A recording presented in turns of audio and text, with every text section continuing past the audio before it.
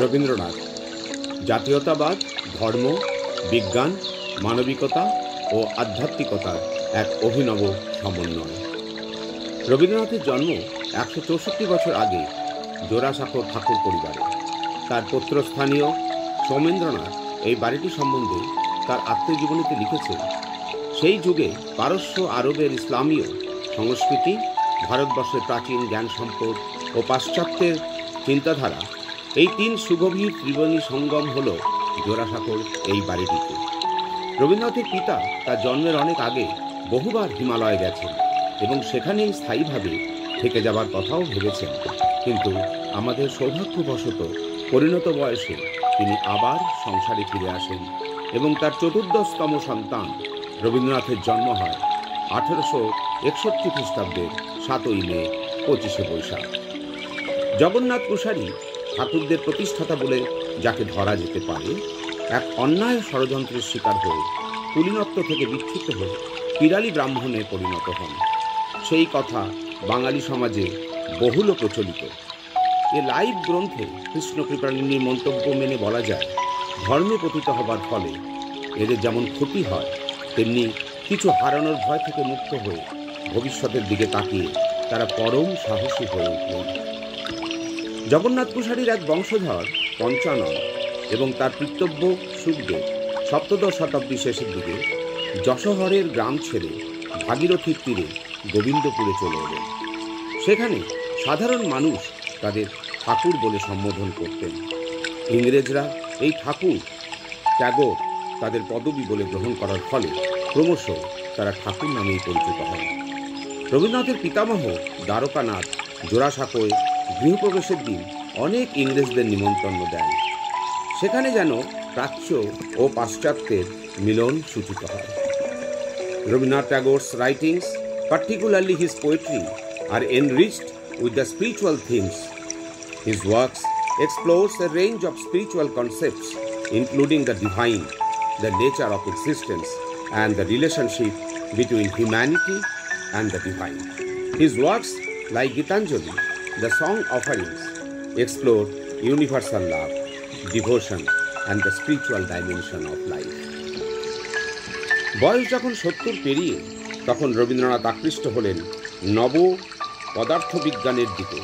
নিউটনীয় মহাকর্ষ তত্ত্বকে তিনি কেমন সুন্দরভাবে বর্ণনা করছেন, শুনুন। বুঝতে পারা গেল, একা পৃথিবী নয়, সব কিছুই টানে সব কিছুকে, যার মধ্যে যতটা আছে বস্তু তার টানবার জোরও ততটা। তাছাড়া দূরত্বের কম বেশিতে এই টানের জোরও বাড়ে কম। দূরত্ব যদি দ্বিগুণ বাড়ে, টান কমে 4 গুণ, 4 গুণ বাড়লে টান কমবে 16 গুণ। এ না হলে সূর্যের টানে পৃথিবীর সব কিছু লুট হয়ে যেত। এই টানাটানির পালোয়ানিতে কাছের জিনিসের উপরে পৃথিবীর জীব রয়ে গেল। আইনস্টাইন ও রবীন্দ্রনাথ 4 বার পরস্পরের সঙ্গে সাক্ষাৎকার করেছিলেন। আইনস্টাইনের বিশ্বাসের সার, truth is independent of man. কবি একমত হননি। রবীন্দ্রনাথ বললেন, এই জগৎ হলো মানবিক জগৎ, মানুষের ভাবনার মধ্য দিয়েই তো সত্যকে উপলব্ধি করা যায়। নিজের কথা কম বলে, শুধু মানুষকে মর্যাদা দিয়ে, মানুষের কথা মন দিয়ে শুনে কত মানুষের ভরসার জায়গা হয়ে ওঠা যেতে পারে, তা সমস্ত জীবন দিয়ে দেখিয়ে গেছেন এই রবীন্দ্রনাথ। রক্তকরবীতে নন্দিনী নামের সাহসী নারীকে দিয়ে বিদ্রোহ করিয়েছেন রাজার বিরুদ্ধে, শোষণ, লোভ এবং সাম্রাজ্যবাদের বিরুদ্ধে। এবারে আসি তার আধ্যাত্মিকতার গভীরতা প্রসঙ্গে। রবীন্দ্রনাথের কবিতাগুলো তার আধ্যাত্মিকতার গভীরতা এবং মানব হৃদয়ের প্রতি গভীর উপলব্ধি এক চরম শক্তিশালী প্রকাশ। তিনি তার কবিতাগুলোর মাধ্যমে শুধু নিজের আধ্যাত্মিক অভিজ্ঞতা প্রকাশ করেননি, বরং মানুষের জীবনের গভীরতা এবং আধ্যাত্মিকতার পথে এক নতুন দিগন্তের উন্মোচন করেছেন। গীতাঞ্জলি তার আধ্যাত্মিক উপলব্ধির এক উজ্জ্বল উদাহরণ। এইসব কবিতায় তিনি ঈশ্বরের সঙ্গে একাত্ম হওয়ার অনুভূতিও প্রকাশ করেছেন। Doctor Sarvepalli Radhakrishnan, in his book The Philosophy of Rabindranath Tagore, wrote, "The poems of Gitanjali are the offerings of his finite to the infinite.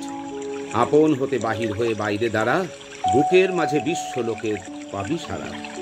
Being an artist, Tagore translates his spiritual experience into natural symbols. নিত্য তোমার যে ফুল ফোটে ফুল বনে, তার মধু কেন মন মধুতে খাওয়াও না? He asks us to surrender our souls for the eternal fulfillment of love, the longing for the absolute. আমার বাসনা তবুও পুরিল না, তোমারে না পেলে আমি ফিরিব না। আবার লিখছেন, হে সখা মম হৃদয়ের রহ, সংসারে সব কাজে ধ্যানে জ্ঞানে হৃদয়ের রহ। He painted the beauty of nature God with the lover's imagination for his most beloved one. আনন্দ লোকে মঙ্গলা লোকে বিরাজ সত্য সুন্দর, মহিমা তব উদ্ভাসিত মহা গগন মাঝে, বিশ্বজগৎ মণিভূষণ বেনিবিষ্ঠিত চরণে। আর বিলীন হয়ে লিখছেন, আমার প্রাণের মানুষ আছে প্রাণে, তাই হেরি তাই সকলখানে। চরম উপলব্ধিতে শেষে আদি অন্ত সব যেন মিলিয়ে দিয়ে শুনিয়ে গেলেন, প্রাণ চায় চক্ষু না চায়, মরি একই তোর দুস্তর লজ্জা, সুন্দরও এসে ফিরে যায়, তবে কার লাগি মিথ্যায় সজ্জা। ধন্যবাদ।